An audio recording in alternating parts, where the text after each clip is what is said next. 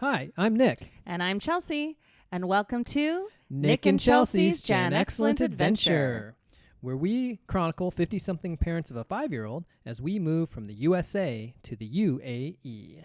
You can also follow our journey on our Instagram page, Nick Chels Gen Excellent Adventure, or just type in the name of this podcast. If you have any questions or subjects you'd like us to address, go ahead and send them through our Instagram page. So this week, why don't we start off with an update on our whereabouts? Absolutely. You probably know this if you follow us on Instagram, but we are back in Dubai. Yeah, it's been 7 weeks, but we are back home after quite a little adventure there. Yeah, quite an adventure. We've gone over it a little bit, and we'll go over it more, but there's a few basic things you should know about why we're back. Yeah, so we returned this weekend because there has been no reports of any kind of missiles or rockets or anything over the UAE for the duration of since the ceasefire began. Yeah, missiles or drones. And schools reopened a week ago, so we also were called back, or I was specifically. But it's appropriate if nothing's going on. There's the ceasefire is an indeterminate amount of time, but feel safe. You know, you're nervous before you get here, and then you're here and you're like, oh, it feels normal. Yeah.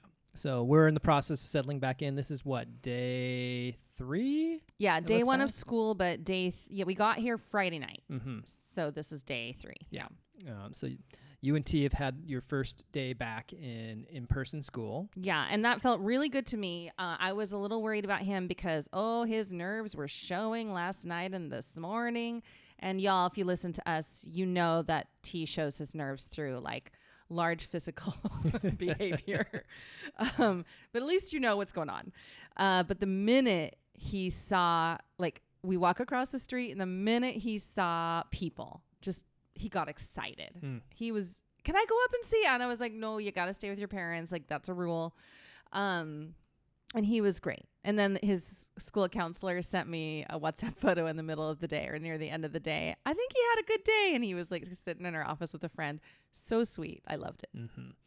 But anyway, we'll have plenty more on our return to the UAE in future episodes. Yep. But enough about where we are in the present. Let's get to some of the things that we got to in the past. Yes. And specifically, we got to spend some time there in Germany. In Germany, yeah. So most of you know that we spent about a month in Spain on the Costa del Sol, and we will talk about that in multiple episodes. But before we did that, and after we went to the UK, we spent 10 nights in beautiful Trier, Germany. Yeah.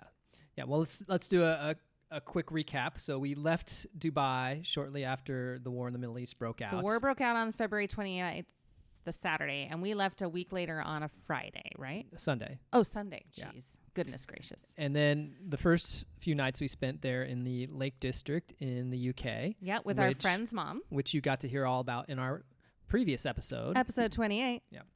And then after that, we headed to Germany to spend, did it end up being 10 nights or 11 nights? 10 nights. 10 nights, I okay. believe.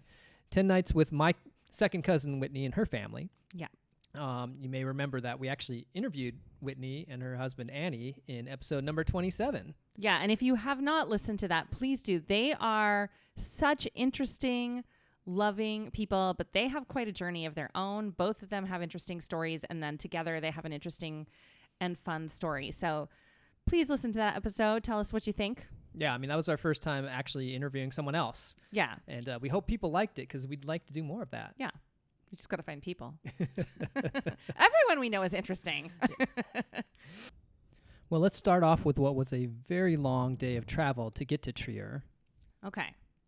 So we ended up leaving the UK by doing the opposite direction. We had to get a ride to the train. Right. So first, the car ride from Brantwood to Penrith was about an hour.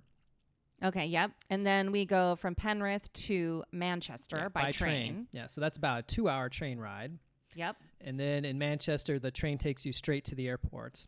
And we hop on a plane from Manchester to Heathrow there in London, which is a very short flight. Yeah, what, like 45 minutes, hour? Yeah, it was less than an hour. And there we transferred to another flight that took us to Luxembourg, because Trier is very close to the border there at Luxembourg. Yeah, we had 3 hours in the London airport? Something like that. Yeah, we had plenty of time there. Lots of Heathrow. time. Yeah, plenty of time to transfer it. Maybe a little more time than we needed, but it was fine. And then from Luxembourg, Whitney picked us up. Yes. And we drove 45 minutes ish. Something like that. Yeah. And so that was a get started very first thing in the morning and arrive last thing at night. Yeah. Sort of situation. I think all things considered, it turned out okay. T did great. I mean, obviously he had his moments. I think we all had our moments, but it was a lot of travel for one day, and I think he did great. Yeah. But anyway, so like you mentioned, Whitney came and picked us up, which, that was the kind of really showed just how welcoming and generous they were with everything as far as hosting us. Well, for that especially because they got back from Belgium that day. I think it was Belgium. Yeah, they got back from a little mini trip to Belgium that day, and then a couple hours later, she's picking us up at the airport. I was like, "Oh, thank you. That's so kind." Yeah. So they put us up in their spare room there. Yeah. One of the great things is that they have 2 kids who are 6 and 4. It was perfect, and our 5-year-old. I mean, it was amazing. I went on and on about this today with a couple staff members, when we were catching up about how we loved Spain, but this part of Germany, this part of our journey in Germany was so special because there was so much bonding for the boys, but also for all of us. Yeah. I mean, I didn't really know Whitney all that much. We're second cousins. We didn't come from the same city or anything like that. So we never really spent any time as kids. Yeah. Or growing up or even as young adults. Yeah. You know her more as an adult because she's come to Seattle. She lived in Seattle a bit. And I see her on Instagram. We talk that way sometimes. So I would say I talk to her more than you just because of that. But yeah, not on a deep personal level. Yeah. So it was great getting to know them. I mean, it was great for T to have other kids. Oh, because huge. Those 3 days in the UK, he had no kid interaction really. No. Really at all. Yeah. And so being able to get that again was, I think, a really big deal for him. Oh, huge. And to be fair, we also were able to utilize their support and help with T. I mean, Annie would take him on his own with the boys, and thank you, Annie. It gave us a gift of time without him for a little bit. I was feeling really drained while we were there. And I think a lot of that came from having to plan our next trip or our next place. And I would it was a little bit of that and a little bit of still coming down from being here with all the alerts. But that was part of it. Okay, what are we going to do next? What are we going to do next? I know that was just giving me anxiety. And then also having to do the planning, which just takes a lot of effort. But so I don't think I was the best helper while we were there. So I'm extra grateful to both Whitney and Annie for just helping. Yeah. Thank you. Not only did you give us care and a room, but you also really helped us with our child. Thank you. Yeah. They gave us all of that. We gave them Totoro. I laugh, but it's true. You're welcome. Yeah. So we introduced Whitney and family to the movie My Neighbor Totoro. It's so sweet. Which is the famous Japanese Ghibli studio, one of their most famous movies. Yes. And so the Japanese animation, it's a very sweet, gentle, sort of calm movie. Yes. Gentle is many of their films. They might have interesting and what seems to be almost kind of scary stories in some ways. Not really scary, but kind of, what's the right word for something that's not in this world? Not extraterrestrial. What's the... Right. Just I'm blanking. We're myself. both showing brain fog right now. Anyway, that kind of idea that it's sort of this fantasy, but supernatural. That's it. That's the word. Thank you. I talk about how I always feel like I'm playing a game of Taboo, but we played it together. Okay, so a supernatural world which could seem frightening, and in some places that would look frightening, but the way they do it is so gentle and sweet, and you just feel like you're in this lovely place. Now, T isn't the type of energy that you would associate with that type of movie, but he loves it. He loves it. And, he is a different energy, but he actually doesn't usually like the movies with scary, bad characters or just anything bad at all. So, like, it took ages for him to even want to watch Frozen, and then he did not want to watch the second one at all. And he can't stand The Lion King, although we made him watch it on stage. He liked that better. There's so many just examples of how he's like, give me Mary Poppins or give me nothing. Like that is, he likes a gentle film. Yeah. He keeps images in his head. But he's not that kind of kid. Neither are Whitney's kids. Yeah, no.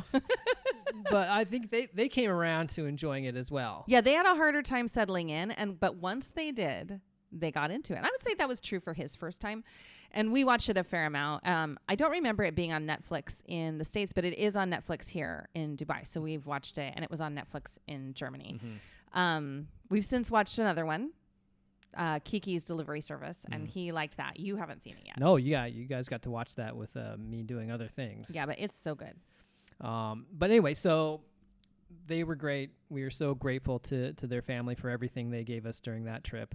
We were both available the whole time because you were finishing out spring break. Yep. So you did not have to deal with any kind of work stuff really during our time there in Germany. Yeah. And that was lovely. Like, so I really only had to focus on the place I needed to be for when I did have to start working.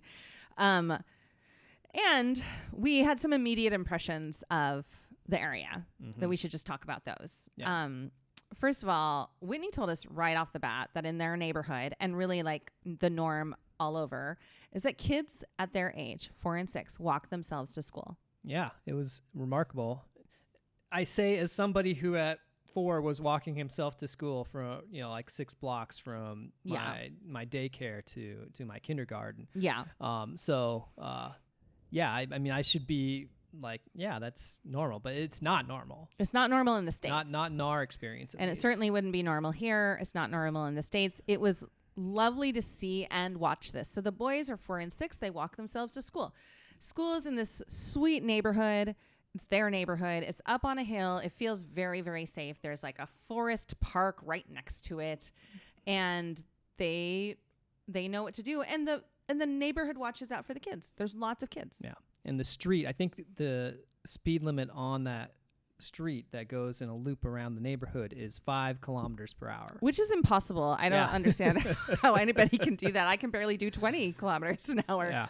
I was like, it's hard enough to do 15 miles, 20 kilometers. Wow. But yeah, it was lovely to watch that. It's a kindergarten, which we've learned, and I had never put together, is a German term. So Kindergarten. So it's just that. It's like just for the youngest kids. Yeah. So the oldest will be done after this year, but so sweet. And they learned German in school, like within the first year they were there. Yeah. They've been there 2 years. Yeah. It's amazing. Children and their ability to pick up new languages. These kids. If only. Yeah. If only we could do that. Yeah. It's so cool. So the weather was basically picking up where we left off there in the UK. It was pretty cloudy and chilly for the most part while we were there. Yeah. And when we woke up the next morning, though, cloudy, chilly, yes, and also beautiful hills in the distance. You could see windmills. I think I took some photos, put them on Instagram at some point. But I love a windmill. I love a wind. I mean, not like the Dutch windmills, though those are cool too. I love a wind turbine. Thank you. That's the word. I love a wind turbine. I get so excited about like what it's trying to do for the climate. Like I have some like visceral excitement about it, but I just think it's also just kind of a cool look, lining the hills. I'm like, it's working for nature in nature. I don't know. It's special. No, I get it. Yeah, I get it. I love it in Washington State too. When you're driving across I-90 and you see all those near the gorge, I love that too. It's the same idea. So we had that view, and it was while we were kind of checking out that view that we had our first sort of real jolt in Germany. Oh my gosh! The very first day we're in Germany, we get an alert on our phones. Oh my gosh, it was so scary. But now it was like not long after everyone was gone. So it was just us in the apartment. Yeah, I think it was just you and me, right? Yeah, because I think Annie had taken the kids. Like they had a day off that day. Right. They had just gotten back and they had a day off. And we were like, oh my gosh, what is happening? We're looking at our phones. I mean, it says my first thought was, is my phone still like getting alerts from Dubai somehow, even though we're in Germany? Okay, my first thought was not that. My first thought was, okay, Whitney said there's a U.S. military base not that far from here. That's what my thought was.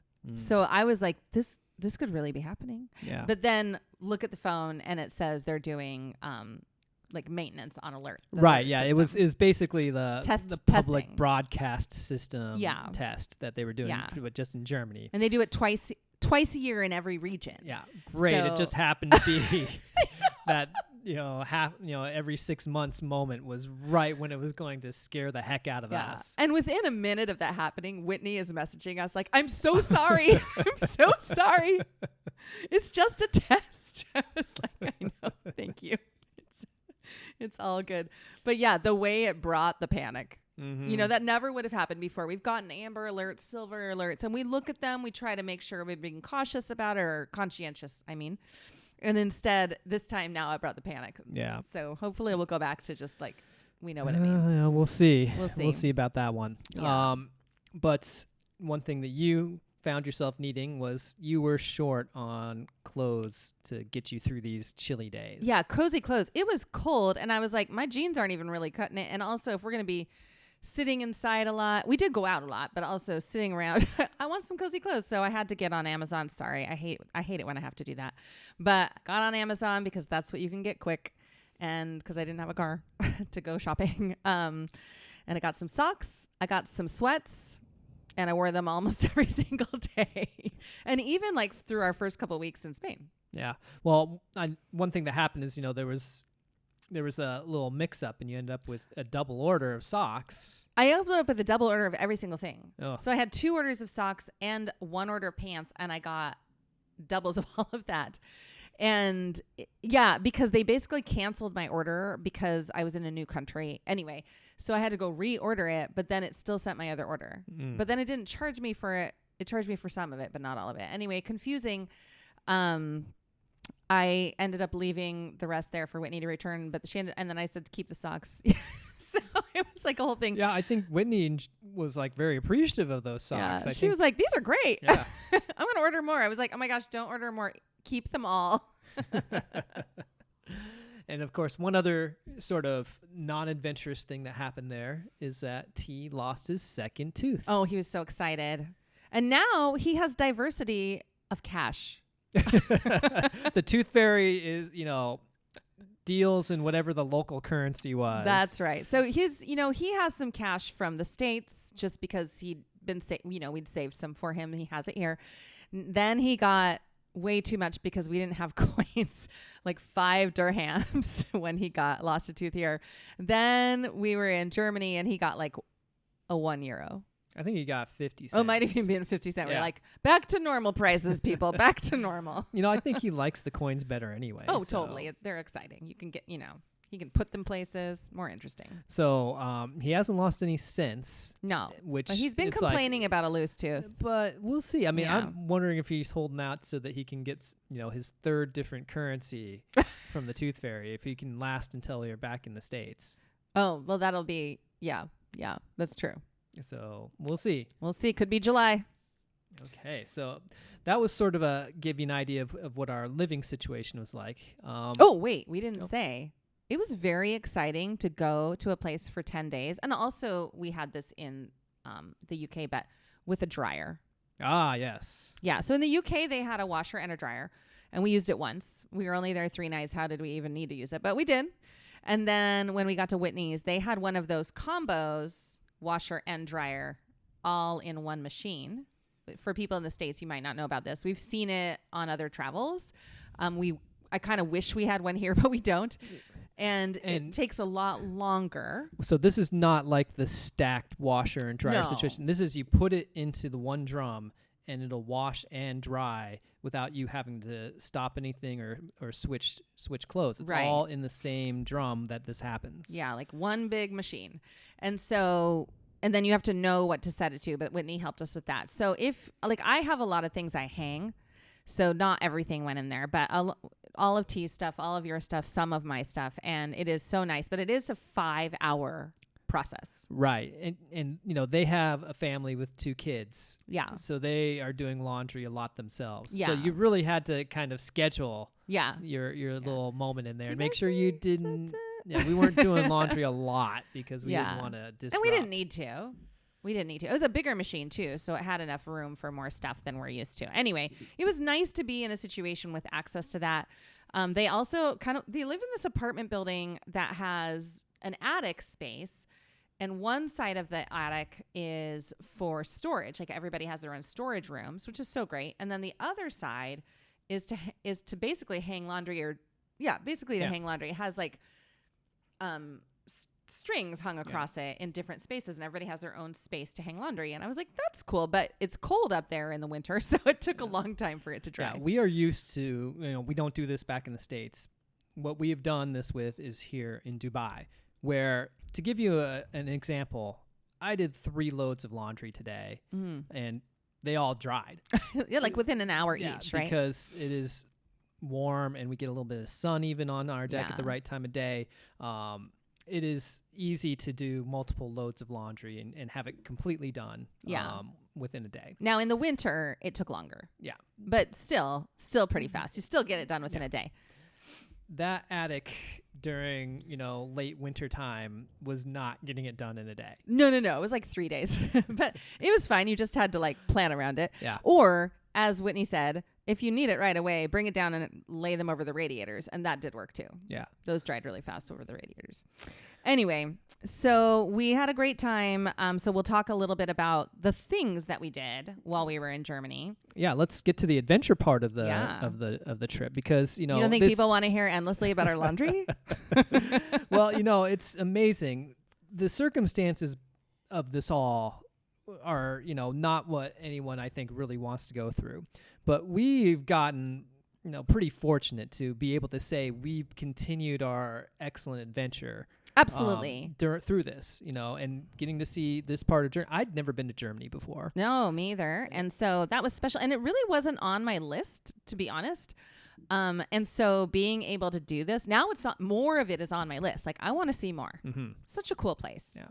So the first thing we did, of course, was Annie took all of us to go just check out that kind of the downtown, old town area of Trier. Yeah. On one of the first days there. Yeah. So we all hopped on the bus and took it down there. Yeah, he knows the bus inside and out, and really the boys do too. And so that was cool, and T loves any public transportation, so he was all about that. Yeah. And so we get down there, and the first thing we do is, so it turns out that Trier was a very central spot for Karl Marx. Yeah, well, it was where he was born and raised. The philosopher. And so they have a house there of his.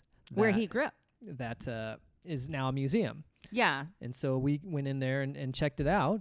Oh, man, I wanted to spend so much more time there, but you're with 3 young children and you cannot. As you know, I took a million photos. Of course, I've never gone back to them, of all these quotes about him and by him. And I was like, what I did get out of it, and you know, because I told you, I was so fascinated by this because, you know, I was a sociology major and we studied Karl Marx and a lot of other like prominent philosophers of that time, or people who had ideas about how the world should be. And what I got out of that is he's largely misunderstood, in that nobody really knows his full intent on things, but a lot of people took his words and made them match their belief systems, even if it was the opposite. Like 2 different groups could have opposite belief systems, but both are using Karl Marx to justify them. It was really interesting, and I would love more time there. Mm-hmm. Well, I mean, someday you'll find, you know, enough time, the ability to carve up enough time to go back and look at all the photos that you took. Solo day. So one of the other things we learned about Trier is that it is the oldest city in Germany. Yeah. It was a Roman city. And so one of the things they have there is quite prominent Roman ruin. Well, It's not really a ruin anymore. It's been restored. Yeah. But it's called the Porta Nigra. Yeah. And basically it's the Black Gate. It was the gate to the ancient city. Gorgeous. I mean, literally black. Yeah. But because of soot, I assume. Yeah. But really cool to be around. And you're like, oh, this is a gate. I didn't know what Porta Nigra was. So I was thinking it was going to be like a castle or a building because I'd just seen the facade of it. And I was like, oh, no, it's just a gate. You walk through it.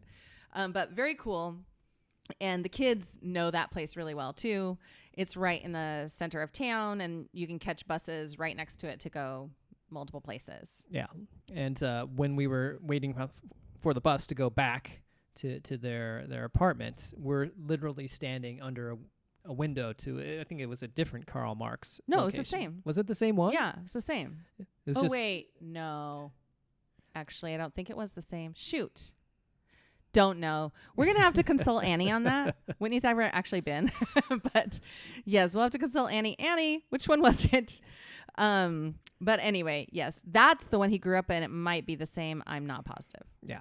Okay. Anyway, Karl Marx, Trier, they go hand in hand. They do. We got to see that both in a museum way and in a public transportation way. Yeah.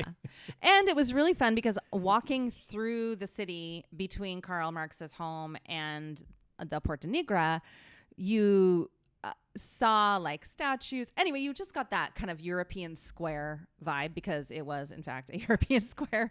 And lots of people walking around. They had like this bar in the center of it, like outdoor bar. Oh, right. Yeah. Remember, like it was 1 or 2 o'clock in the afternoon and they're serving wine. Yeah. And we're like, oh, we are in Europe. People just drink in the square. Well, from what we understand, people like for their lunch break, they go out and get a glass of wine. It's like siesta, I guess, in Spain. You know, so we were like, oh, we're not in the U.S. Just open containers everywhere. But anyway, it was kind of sweet. Like lots of gathering and socializing at that time. Got a really good photo of the boys wandering around and one in front of a statue where it really looks like an album cover. That's right. Yeah. I can't post it because, you know, kids' photos, but it was really fun. And I think we both love that European vibe. Yeah. Right. We're like, oh, this is great. Everybody's walking everywhere, you know, fresh baked goods, blah, blah, blah. You know, it's just lovely. One thing you talk about, European fresh baked goods, all that kind of stuff. The coffee was maybe not what Coffee you're used was to. terrible in Germany. Yeah. And Whitney had warned me, but I was like, that can't be true. No, it's true. There might be a few good places, but nothing that I had equaled anything I've ever gotten in Dubai. But Dubai has exceptional coffee. And nothing in Germany equaled anything I've had in the UK ever, or Seattle. Or like Seattle has very good coffee too, but no, it was sad coffee. Some people are trying, so you can find some better than others, but nothing was great. Yeah, I think that a lot of the German sensibilities go into their approach to coffee. You know, it's just be practical. Just get me the caffeine. I don't need a lot of bells and whistles. Yeah. Doesn't need to be fancy. Just do what I need to do in order to sort of keep myself a little bit more awake. It's utilitarian. Yeah. Yeah. Some of the coffee places were cute, but then the coffee was like, it's okay. I mean, it's fine. It's fine. It's better than that other place that wasn't cute. Yeah. But, you know, they do put a lot of pride in their beer. I think their wine, that we were in wine region. I don't know if we even said that. All these rolling, beautiful hills were filled with vineyards. Yeah. Yeah, and that kind of is a nice little segue into what was our next sort of good adventure, is that we had a full day out where it was just you, me, and Whitney. Yeah. Speaking of that was Annie taking the boys. So great. Where she took us basically out to explore the area. And largely along the Mosel River, which is the river that Trier is on. Yeah. But we went through these like small villages along the river or a little bit off of the river. We would go to these castles. Yeah. And go see those as well. And it was just a really, really fun day of exploration. And she's a great tour guide. Like, she's been to these. She knows them. They go with the kids. She'll bring other people if they come to visit. She's a great tour guide, and she's done it enough that I think she knows a lot of it. And she also knew, like, they were mostly closed because it was Sunday, and nothing's really open on Sundays except some restaurants in Germany. And maybe in these tourist towns, there might have been a few shops open, but not all of them. And so it's just like, I think the law. I think she said it was the law. So, and it's a formerly and maybe still very Catholic country. So that kind of makes sense. Spain was the same. But anyway, it was interesting to walk. It didn't matter that we couldn't go in the castles. Just being near them was so beautiful. Yeah. I loved it. So, like you say, you're driving through vineyards basically the whole time we're on this trip, which is interesting to me because I don't think of Germany as being a real wine producing or really well known for its wine. Never. Sort of country, but I do now. Clearly they've got a lot of it going on because it was the whole way we're driving. Yeah. Was basically through vineyards. Yeah. Oh, and one of the cool things about the vineyards, thank you, Whitney, for this fact, is that if you're an agricultural landowner, if you farm land in any form, all land has to have public access. So there's pathways for anyone to walk on through all these vineyards. And other farms too, but it's vineyards that you see everywhere. And so you'd see just like a couple or a person walking, and I was like, "This is dreamy." I love that because I love a walk. You love a walk, yeah. Getting out in nature, walking. It's just it fills you, and I don't need a big huge hike. Like that's nice, but I don't need that. I just want to be outside walking. Yeah. And so seeing people just using these beautiful vineyards as walking paths was awesome. Well, and they're getting good exercise too, because Yeah. these vineyards were on hills. Oh my gosh, they're like built into mountains. Yeah, yeah. I mean, there were some, points there in those vineyards where I'm like, ooh, I don't know how people even harvest the grapes there because it's so steep. That is truly the question. Like, how does this happen? Do they have machines that go on that? Or are individuals like standing on that without falling? How? Yeah, yeah. So things to check out there in Trier region during the harvest season. Yes, because the Germans are engineers, right? So maybe there is some crazy machine that helps them with this.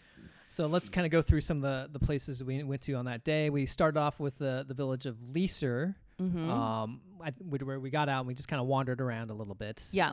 It was really fun kind of just taking in the environment without necessarily there being anything there specifically to see. Yeah. And from there, we went to, I think it's Bernkastel Keys is the name of the town. I think so. And what it is, it's one of those Good thing towns you wrote all that this down.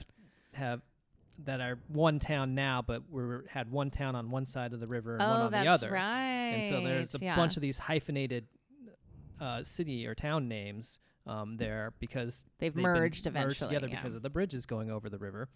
And that was where they had one of the castles we went to. Yeah.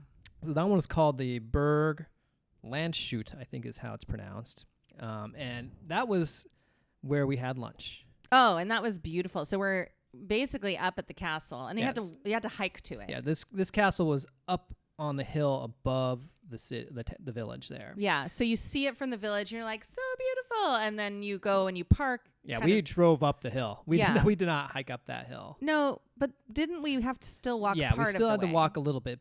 From the park. It wasn't that long, but it was uphill. Lot, but we would not have been able to do that walk, I think, from the town. No, not in that time period at least. But it was so lovely up there. And then they had this restaurant kind of built into.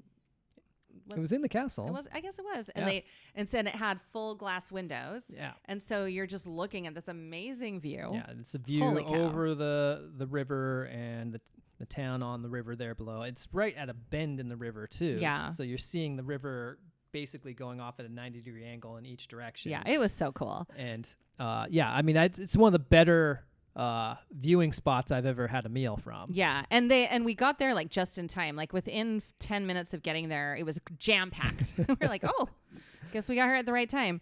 Also, on this little trip to all these different castles and sweet towns, we got the most photos of us as a couple that we've had in years.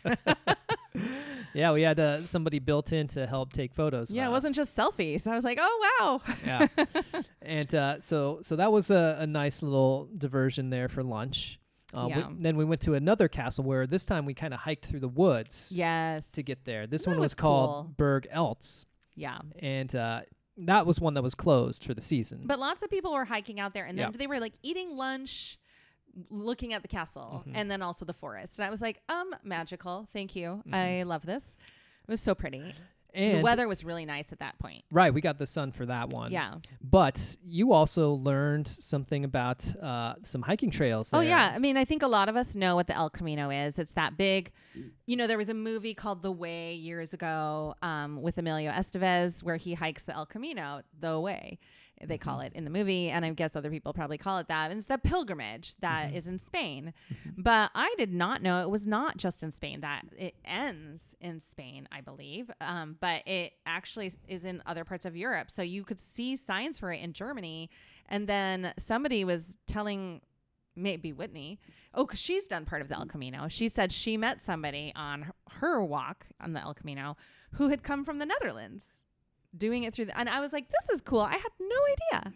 Was there, I want to say there was at some point, someone said something about it being up into Sweden. Maybe. I mean, now that I think about it, that would be a really difficult thing to do because either you're going all the way around through Russia or you're having to walk across water. That's probably a mismemory. I think the Netherlands, maybe you're just mixing it up with that. Anyway, really cool. I just didn't know that. So if you didn't know that, you're welcome. Yeah. It's good information to have. Well, and then we ended up seeing the sign right there next to their to the castle. apartment. Yeah, and that's next to their apartment. That's right. It goes even through their neighborhood. Yeah. Yeah, so cool. And that's because there's trails and hikes and everything around them too. Yeah, so you start to see the sign that I'm following the El Camino, basically. It's like a little picture, a little graphic. So that was cool. Yep. And then our last stop on that particular trip was in a town called Kokum, I think. Yep. That's how it's pronounced. Where there's this beautiful, wouldn't call it a castle. It's more like a palace, not even a palace. It's a church, maybe. I don't remember. Anyway, it wasn't a castle, but it's up on the hill. It's this beautiful thing. Another beautiful piece of history. Reichsburg Kokum. Yeah. And the main thing we did there is stopped for coffee. Which wasn't very good. Yeah. And wandered through the town, listened to the bells, walked along the river. I mean, it was a really very picturesque, pleasant experience. Yeah, it was a perfect way to end the day. And I think at that point, Annie had sent some photos of how the kids were doing, and they were having a lot of fun, and they were doing their own outdoor play. It was great. Yeah. So that was a lovely day. Yeah. And I think we got a really good sense of the region from that particular trip. Yeah. What it's known for. Yeah. Yeah. So it was off the beaten path. We saw some pretty cool things that are tourist sites, but for the most part, I felt like we were getting a sense of what the region was really all about rather than just, ticking boxes. Yeah. I really enjoyed that. And then so that was a day where Whitney led us around, and she has a car, so she drove us to all these different places, and you do need to go by car to most of them. She also told us about a couple places we could have gone by train, but we just didn't find a way to fit it in. Part of that was needing to just be relaxed a little bit. Like maybe T wasn't in the right space for us to do a whole day out. And then we did do some days out. We wanted to go into town and do some things. So we did things she recommended. We just didn't do a train trip to any towns. Actually, we did one, but I'll save that for the end. What we did do first, though, is we got somewhere ourselves on the bus. Good for us. Which, that was good. I mean, in Germany, there's a lot of English speaking. All the customer service people speak English. Every single one of them spoke English. Yeah, I didn't feel there was any difficulty in really being able to communicate there. No, and I didn't feel like they were at all annoyed by English. I have felt that way in some places. I did not feel that way there. They were perfectly fine. And I've never learned any German like that. That would have been a really hard one to try to pick up. That said, I don't know about you, but I was a little intimidated about going on the public bus. Oh, 100%. And I think I had to buy the tickets ahead of time. Even just that, I was like, can I figure this out? But then it was okay. Well, and then one thing that was intimidating is that, I remember when we first got on the bus that first time, people are using coins. Oh, yeah, it's like, wait a second. I don't remember how to do this. Yeah. I'm not used to not pulling out my phone and being able to just, pay that way. But Annie had told us to buy it ahead of time and then just show them, and that worked. It was more like, did I get it to the right place? I mean, remind me, did they have like a credit card reader or anything there on the bus? No. You had to buy it ahead and show them that you bought the ticket. And that worked. But it wasn't the same as a credit card reader or like I think at home or in New York or whatever, you would buy like a pass that you could just tap, and they didn't have that. Yeah.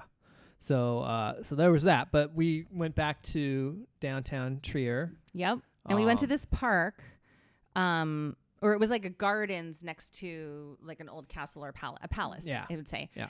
And that Whitney had told us about. Yeah. And it was downtown. It was really pretty.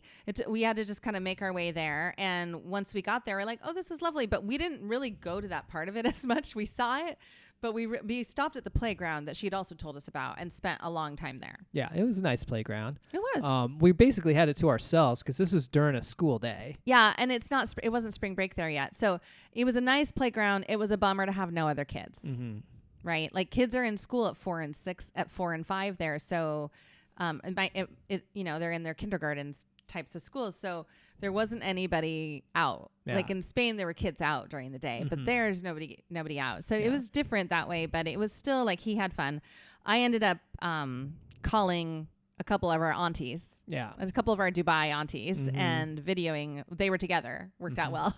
And so T got to talk to them and I got to talk to them, and that just felt nice. Well, and somehow T ended up kind of inventing a sport while we were there. I forgot that. He found this Frisbee that was just sitting around. Yeah. And somehow he basically created a thing where he put me in goal and was doing basically team handball moves, but except with a Frisbee instead of a ball.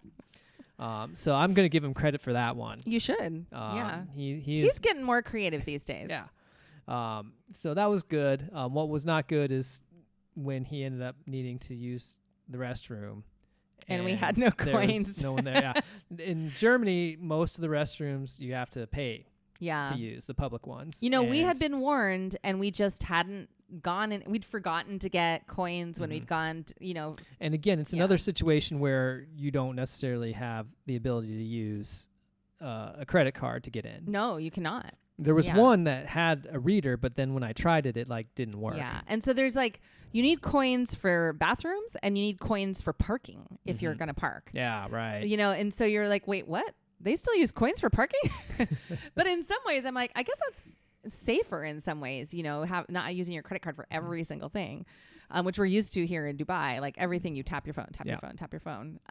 There have been some transactions. I'm like, I feel embarrassed to use my phone for this 1 dirham purchase that I'm making. But everyone does, it's just really common. Anyway, it was a nice day. Yeah. Yeah. We just missed having the kids around, but because they were in school, of course. And then after that, we were like, you know what? There's a few more days we have, and I feel like to get around, we're going to need a car. Yeah. I mean, we did feel a little bit sort of, I don't want to say trapped, stuck, but yeah, it's kind of stuck in the spot when everybody's working or at school, and it's just you, me, and T at the apartment. And what are we gonna do? Now Annie takes the bus everywhere. We could have been scrappy. We could. I think the fact is we are not scrappy, and we have lived in Seattle for so long. Well, I mean, we've always had cars. That's what I mean. That is a car city, and so I think it is hard to put that there. I think if we had been right in the middle of the city, we were up in the hills and not right in the middle of the city. If we were right in the middle of the city, it would have been different, but we were not. Yeah. So anyway, we got a car. I mean, let's be honest. That ended up being quite valuable. It was. In the sense that it prepared us for Spain. Yeah. So it is totally fair to call us weak Americans. And also, we drove a manual transmission car. Mm-hmm. So we are awesome. So, the rental cars, I think throughout Europe, you're going to find a lot more manuals than anywhere else we've been to. Yeah. Fortunately, both you and I did grow up learning on manual transmission. So we had the background. However, it'd been a long time 10 since years. Either of us had actually driven a manual. Yeah, over 10 years. Because, so I grew up on a manual, and my family, we had 5 kids to learn. It was a blended family. There were 5 kids that had to learn, and every one of us had to learn on a manual because that's what we were going to drive. We only had manual cars. My little sister, number 5, I remember this so clearly. I'm just going to stray for a minute. When I was in college, she was learning how to drive. I believe I was in college. And I remember her telling me that she was going to go use her friend's car to take the driving test, which is an automatic. And I was like, what? Excuse me? And then I talked to my mom and I was like, you're going to let Tara do a driving test on an automatic? Well, yeah, honey, blah, blah, blah, blah. She can. I was like, you made every single one of us do this on. Does she have an automatic to drive at home that I don't know about? Because they were all shared cars. Like, we didn't have our own cars. We all were sharing like a car. And so anyway, she changed her mind. She had to drive a stick. And I think it's safe to say that she loves a stick. She doesn't have one because she has a hybrid, but she loved driving a stick up until then. So we drove stick shift in Trier in Germany because it's a lot cheaper to rent one. Okay, so originally I was going to rent an automatic, and then I got to Enterprise, and I was like, that is a huge car. Like, I do not want to drive that. It was like this huge station wagon. And so I said, I was like, that's really big. And the guy was like, well, we have this other car over here. It was like a normal family 4-door car, a Volkswagen, of course. And he was like, you can drive that, but it's a manual. I was like, okay. And then I was like, is it okay? I don't remember. It's like been 10 years. And then I got in the car and I forgot to hit the clutch, to push the clutch in to turn it on. And he was like, use the clutch. I'm like, oh yeah. How could I have forgotten this? I literally drove one until I got a Prius, which was what, like 15 years ago? Until 15 years ago, I had a Prius. So no, I had a Prius until like 5 years ago. But 5 years ago. Yeah. So, I mean, the Prius was not a Prius manual. was, sorry. Yeah. 15 years ago. So this is ridiculous. Anyway. And we'd driven the stick shift on our honeymoon in Italy. Yeah. And it'd been fine. But I did somehow forget to push the clutch in. Yeah. We both had our moments at the very beginning of driving that car. And then I stalled it twice on the way back to Whitney's place, but then it was good. Well, and it was important because when we got to Spain, it was all manual transmissions. So we were prepped for when we really needed the car. Yeah. Let's be honest. In Germany, it was very useful, but did we need it? No. So we didn't use it a ton. We used it, to go across town a couple times. Once we got to Spain, we needed to be using that car. I mean, if nothing else, just to go get groceries, for example. Yeah. So we were ready for that. Yeah. I think Spaniards would be like, excuse me, we have a great bus system. You don't need a car. But again, we're from Seattle. So that's our excuse. And we weren't staying right in the heart of, tourist land. So you could walk those places. But if you wanted like a big grocery trip or you wanted to go up into the Pueblo, that was like 15 minutes away by car. Right. Anyway. So having the car allowed us to do a couple other things. First of all, we had our day where we took the train into Luxembourg. Yes. And we were able to do that because we drove to the train station. Right. Like we could have done it another way, but it would have just taken a lot longer. And with a 5-year-old, it is much easier to wrangle them for one thing rather than 2 different trips and get there in time. So we went to Luxembourg for a day. We really enjoyed it. Yeah, I mean, it was a nice, easy train ride into Luxembourg. I mean, it was was it an hour? Maybe an hour, something like that. 50 minutes to an hour. And what's really one of the really nice things about going to Luxembourg, and we were told about this in advance, is that once you get there, all the public transportation is free. Oh, it's so great. So we were able to kind of get around more than just where the train station is because we just hopped on a bus. Right. Or we hopped on a tram. Yeah. And we were able to venture out farther than walking distance from the station. Yeah. I really liked Luxembourg. It was, again, a quintessential European city. We didn't see all of it. We saw a little tiny pocket of it, but the first thing we did is we just kind of started walking because we had forgotten that we had mobile plans that were just for Germany. Yeah. So I had forgotten, I hadn't even realized there was a Europe one. So basically we were on the train and then we crossed into Luxembourg and I was like, yeah, we got cut off. Just instantly that, we got cut off. Exactly. We're like, oh, shoot, how are we going to get around? Okay, so we just started walking. And we just walked through a neighborhood and we passed a lot of different cafes and businesses and people and a little bit of a sketch, but also it was fine. It was the daytime. And then we ended up just finding a playground. right, a gated playground in the middle of I don't know what you call it. It was just basically in the middle of buildings. Yeah, like in a little square. In a little square. It was the square. Yeah. That's why I couldn't figure out how to say it. It was the square. It was a decent playground. People were out on it. It was a good playground. Yeah. And it was right next to a cafe where they had Wi-Fi, right? Yeah. So I went to the cafe because that's my favorite thing to do. And you played with T on the playground. And I got on their Wi-Fi. I ordered a Europe plan so that I could get us around. And then you went in. And then we got lunch in there later. And you got a plan too. Anyway, it was okay. But then we just wandered around. Like we stayed there for a couple hours, and then we ended up taking a bus. We walked to the bus and went through more parts of the city, and then we took the bus over to this area that was like that Whitney had told us about. I don't think she'd even been there, but she knew about it. It was this elevator that gives you this amazing view. Yeah, this public outdoor elevator that goes from a very high point in Luxembourg City down to a low point. A village. And yeah, it's a little village. It had its own name. A quaint little thing. It was, I have it written down. Technically, it wasn't Luxembourg. Alchen, yeah. So, well, I guess it could have been Luxembourg and just the neighborhood. I'm not sure. But it was a sweet little place, and it had another little playground and some just very picturesque. I think the other thing you really liked about Luxembourg, it was international. I loved that. Yeah. We're being here in Dubai are used to hearing all the languages now. Yeah. And so that's something that I think that both you and I have come to appreciate hearing that. Yeah. And when we were there in Luxembourg, it was the same thing. Yes, different languages, but still so many of them. Yeah. So here you hear English, Arabic, different Indian languages. I wish I could tell you what Telugu.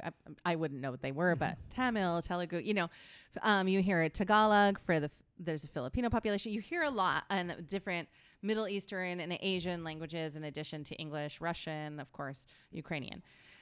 Those I would say are the majority. And then there it's French and is it German?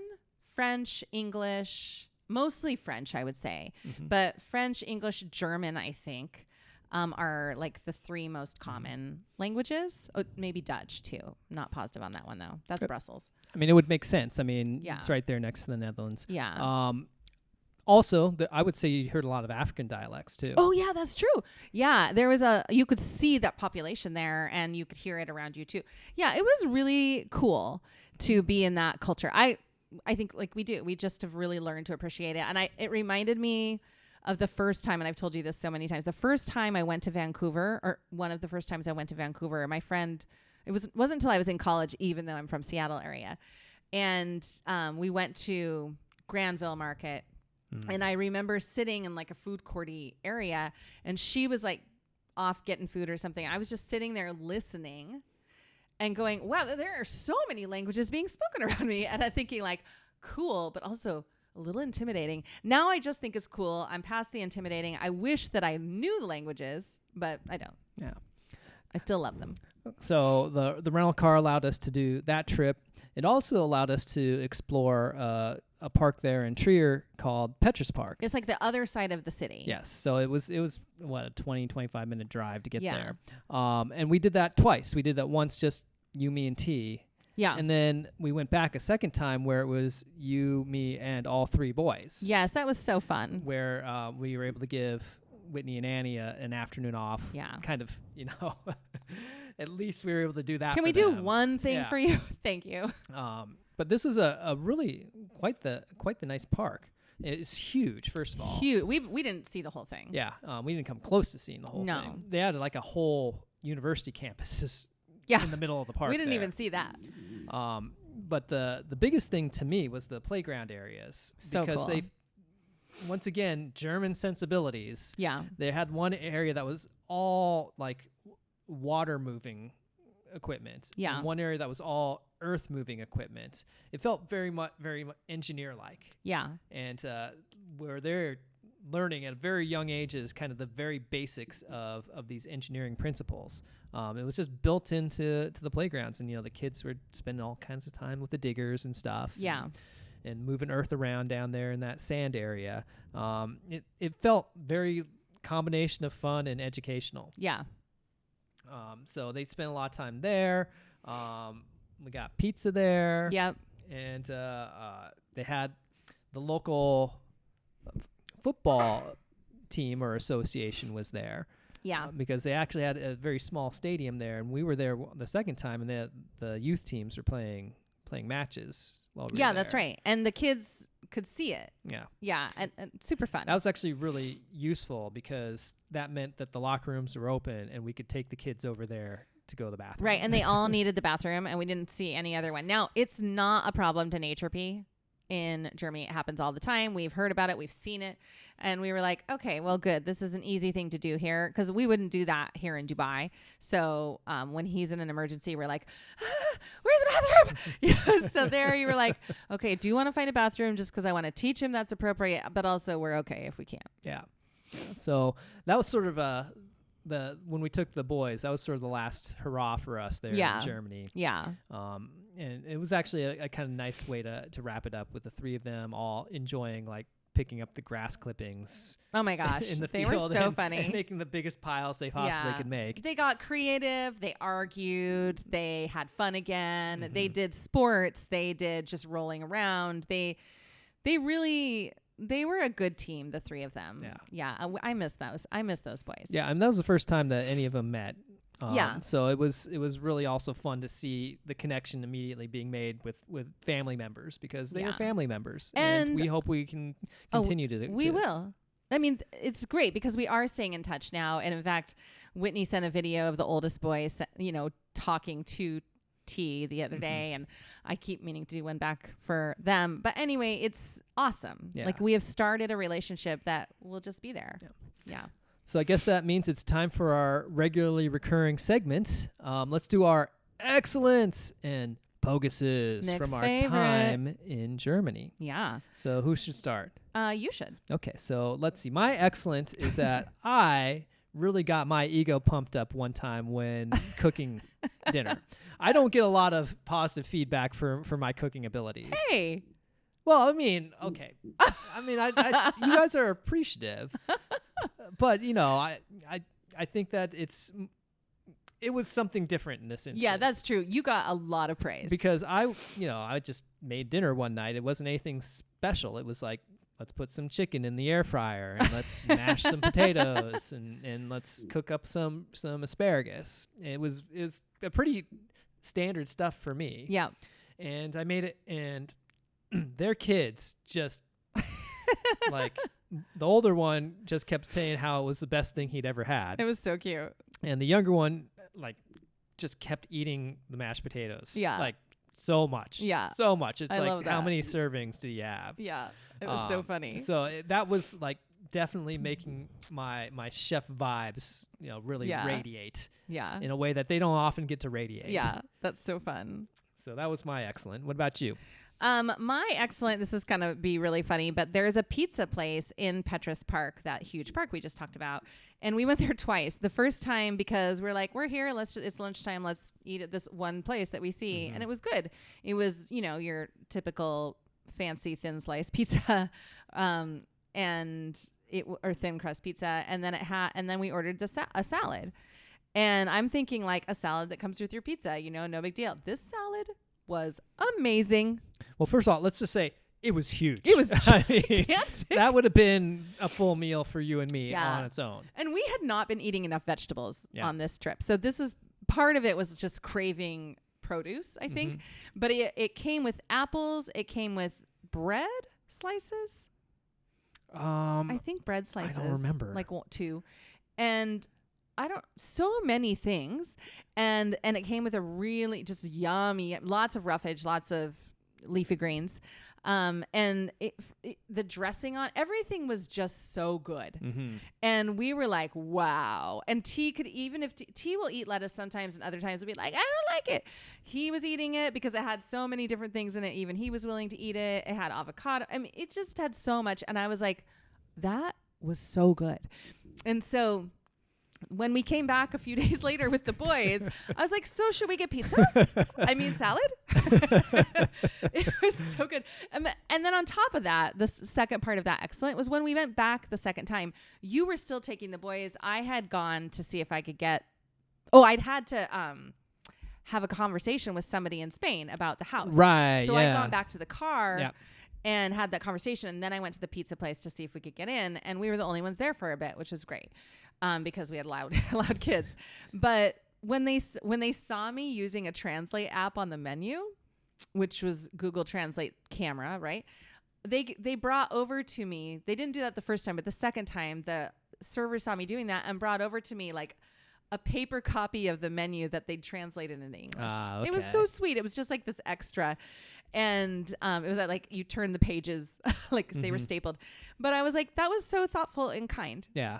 So anyway, they were super nice there. The food was really yummy. The pizza was good too.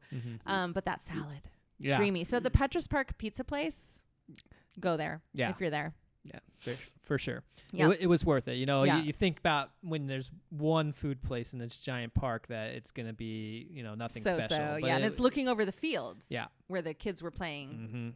Where on the match day, we could watch them. Yeah.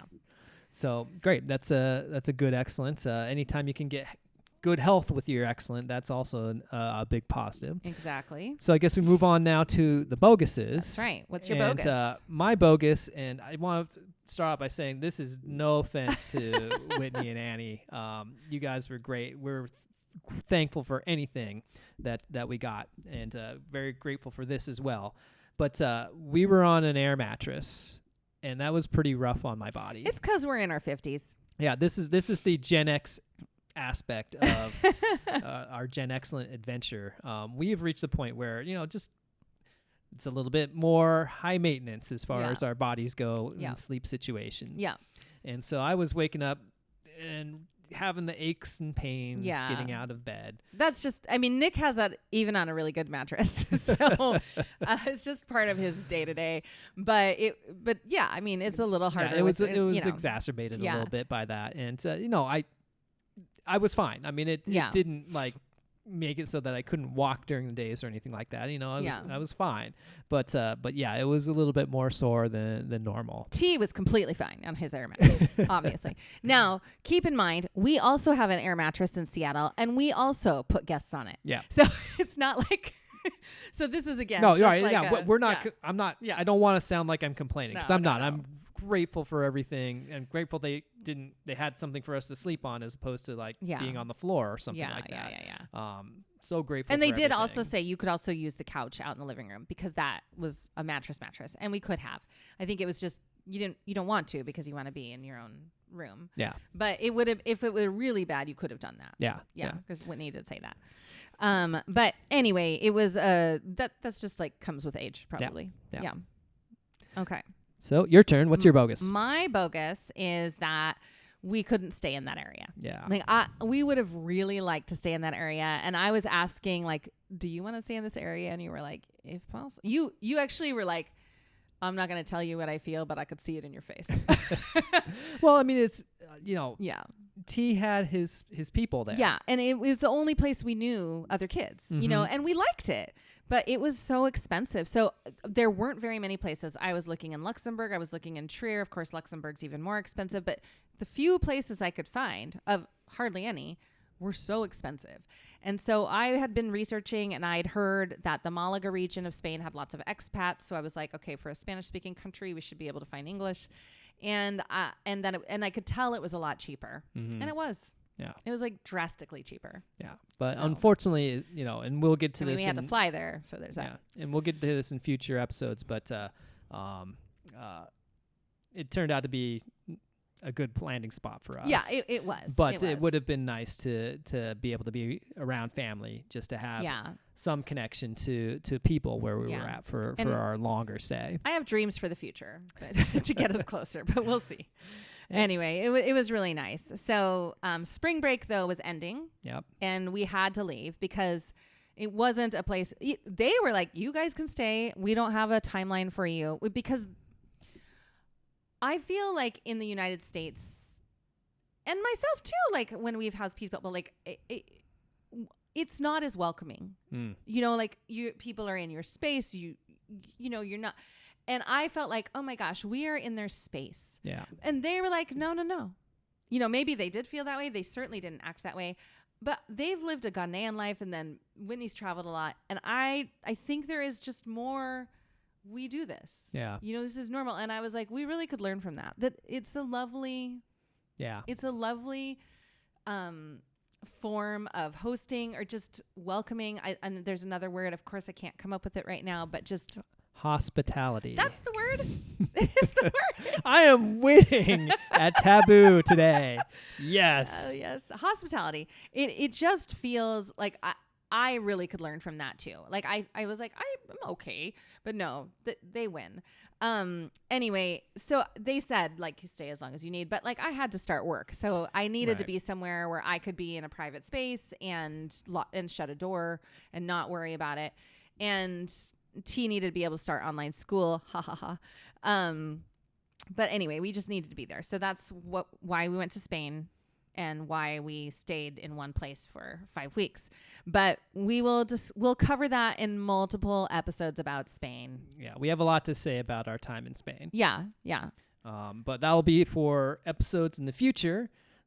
This will bring to a conclusion our episode about Germany. Yes. So we hope you enjoyed that. And as always, you can follow us on Instagram, or you can, Nick Chelsea, Gen Excellent Adventure, and you can direct any correspondence to us you may have there if you have any questions or anything. And as always, be excellent to each other. Have a great week, everyone.